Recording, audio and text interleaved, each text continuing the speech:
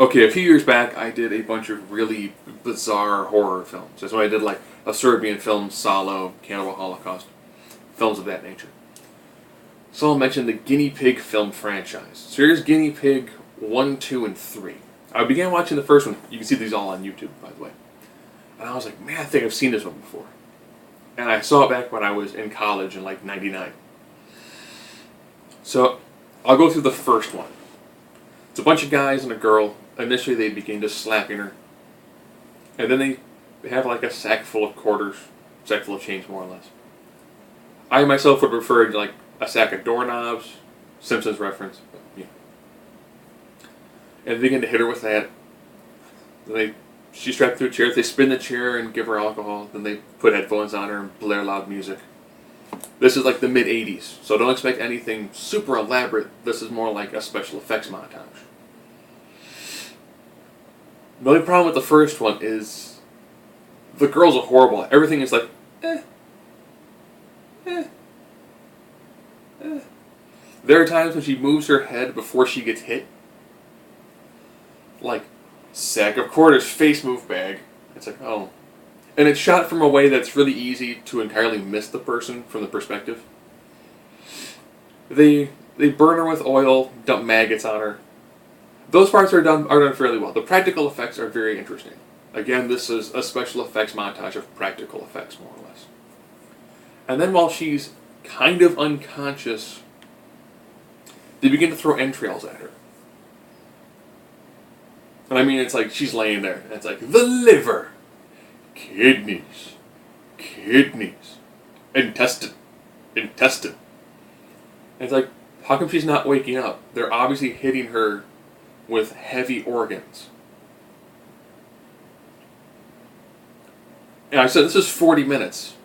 And I'm explaining this like almost sequence by sequence. The really creepy part is at the very end, where they actually run a needle through her eye. Again, it's done really well. Nice practical effects. So that brings me is the first one. The second one, you have a weird, ghoulish looking guy in a samurai outfit who's going through this unique idea of describing the body as blossoms.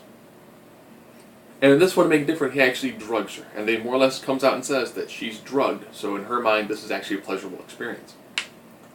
He then begins to butcher her slowly. And I mean, like, cut off arms, like, cut off wrists, cut off hands, cut off arms, and then disembowel her. So, interesting. You pretty much have, like, a crazy guy who's just got a woman drugged and who's cutting her body.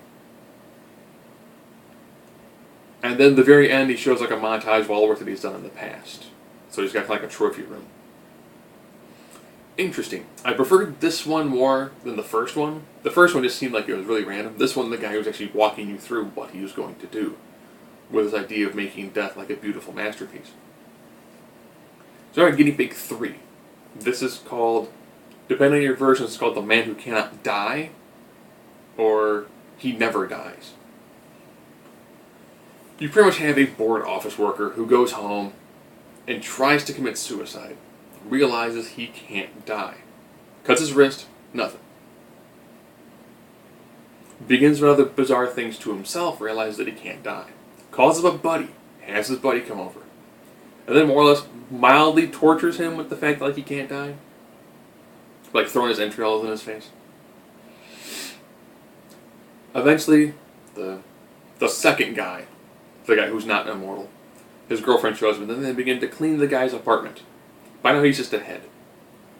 So this one is more kind of like a gore comedy, because it's really over the top. So, out of the three, I'd probably say 2 was the one that was the most unique in its overall execution. 3 is just kind of like a bizarre sick comedy.